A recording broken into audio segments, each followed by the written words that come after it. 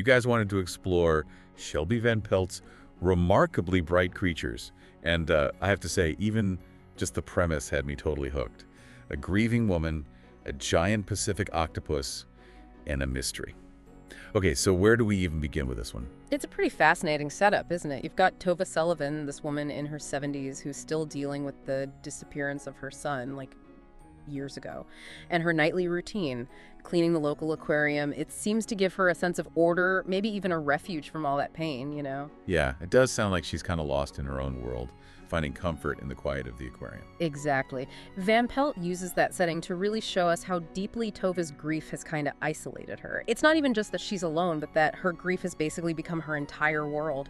But, and here's where things get really interesting, her unlikely companion at the aquarium, a giant Pacific octopus named Marcellus. And get this, he's not just some silent observer. Wait, hold on. You're telling me this octopus is like a character in the story? He has, like, thoughts and feelings? He does, and that's where Van Pelt really changes things up. By giving Marcellus a voice, she makes us look at our own assumptions about intelligence.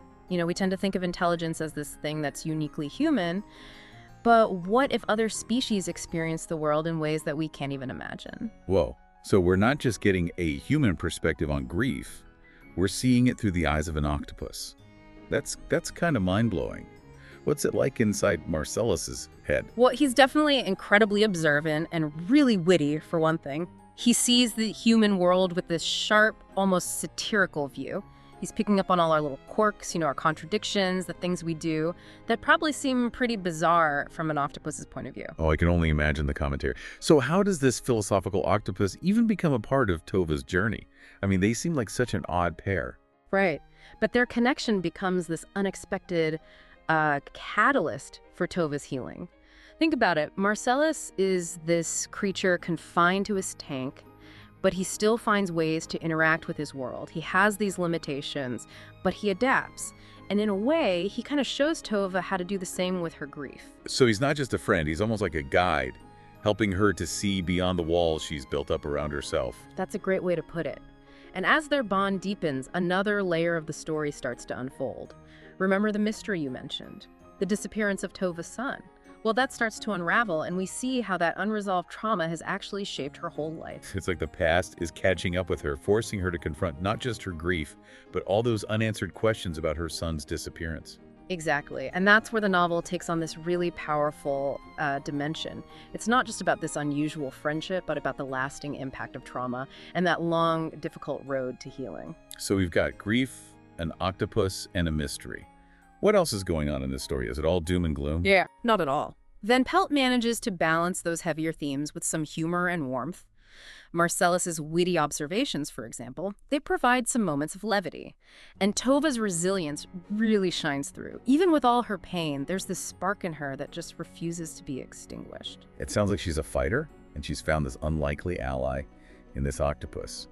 I'm kind of sensing a theme here, like maybe healing isn't something we do alone. You're picking up on something really crucial there. Van Pelt really highlights how important connection is, even in unexpected forms. It's about opening ourselves up to others, allowing them to really see us, to support us, and sometimes those connections come from the most surprising places. Like, say, from a giant Pacific octopus who just happened to be a keen observer of human nature. Okay, this is getting good. It really is. But there's so much more to uncover. Van Pelt doesn't stop at just telling a heartwarming story. She makes us rethink our place in the world, our relationship with other species. It's pretty profound. It's kind of easy to get caught up in our very human-centric view of the world, you know? We just assume we're at the top of the intelligence pyramid.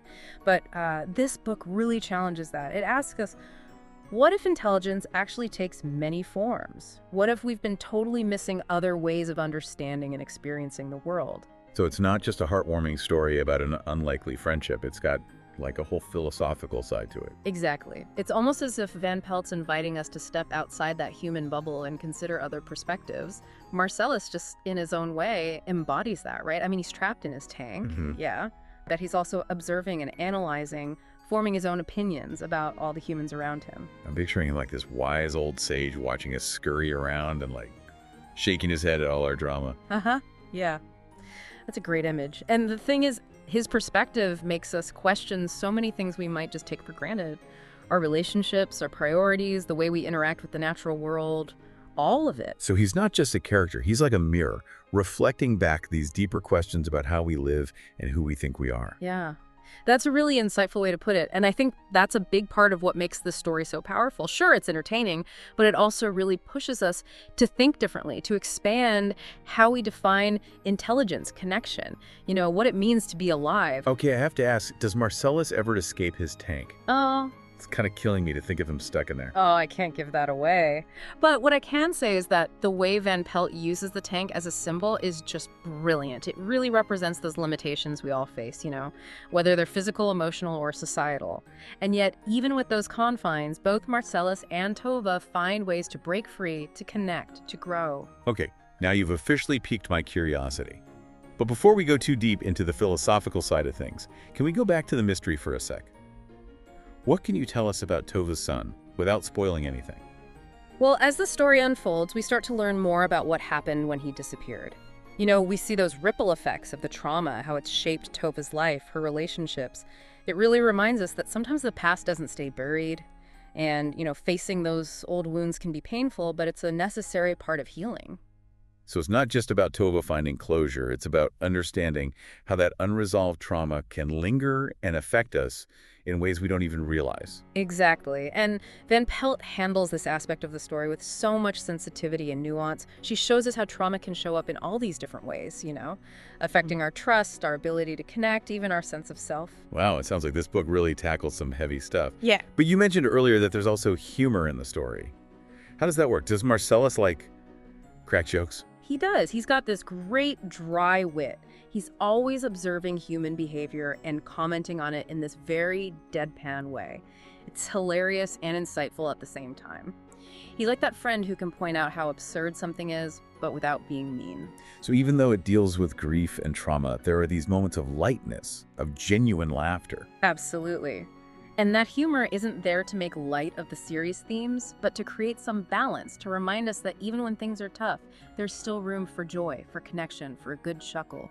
It makes the reading experience richer, more human. It's like life itself, right? There's always a mix of light and shadow, joy and sorrow. I think that's exactly what makes the story so relatable. It captures how complex the human experience is without shying away from the hard stuff, but it also reminds us that there's beauty even when things are hard. So we've got this unlikely friendship, a thought-provoking mystery, and a healthy dose of humor. But for our listeners today, what's the takeaway? Why should they care about this woman and her octopus friend? That's a great question. I think the answer is kind of multifaceted, On one level, the story is a powerful reminder that connection and healing can come from the most unexpected places. It encourages us to be open to the possibility that someone or something we never thought could understand us might actually hold the key to our own growth and transformation. So it's a story about opening our hearts to new possibilities, to seeing the world and everyone in it with fresh eyes. Exactly. It's about challenging those preconceived notions about intelligence, about connection, about what makes a relationship meaningful. It's about recognizing that wisdom and insight can come from sources we might not initially expect. I think what's really sticking with me is that idea of finding connection in unexpected places. It's like we get so stuck in our routines, our own little worlds, that we forget to even look around and appreciate how diverse life is out there. And not just appreciate it, but learn from it. Think about all the things we could discover if we were a little more open to those different forms of intelligence, those other ways of experiencing the world. We're so quick to dismiss animals as being less than us. But what if they actually have something to teach us? This book really seems to suggest that. It definitely does. It challenges that whole human-centered way of seeing the world, and it does it in such a heartwarming, thought-provoking way. It doesn't preach, it just kind of nudges you, to think about other possibilities. Okay, you've convinced me I need to read this book. Yeah. But before we wrap up, I want to go back to something you said earlier about healing. It sounds like Tova's journey isn't just about figuring out what happened to her son. It's about healing from that trauma, that grief. Yeah, exactly.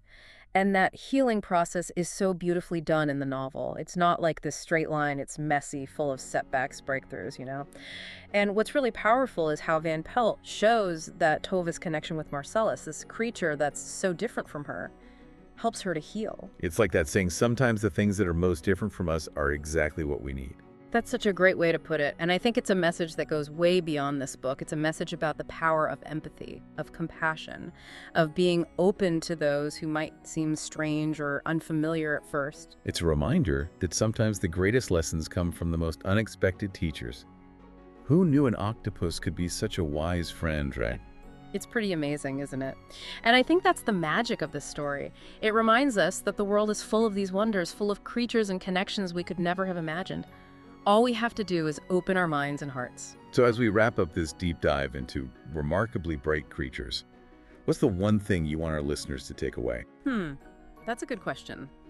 I hope they come away with a renewed sense of curiosity about the world, a sense of wonder about all the other creatures we share the planet with. And I hope they're inspired to question some of those assumptions about what intelligence is, what a meaningful connection is, all of that. And maybe, just maybe, they'll be inspired to reach out, to connect with someone or something outside their usual circle. You never know what amazing discoveries are out there. What a beautiful thought. I know I'm feeling inspired to expand my own circle of connection and maybe even check out the local aquarium. You never know who you might meet there. This has been a truly remarkable deep dive. Thank you so much for taking us on this journey with you. It's been my pleasure. It's always a joy to talk about a story that touches the heart and makes you think. And to our listeners, we hope this deep dive has made you curious and given you a few things to think about, and maybe even left you feeling a little more wonder. Thanks for joining us.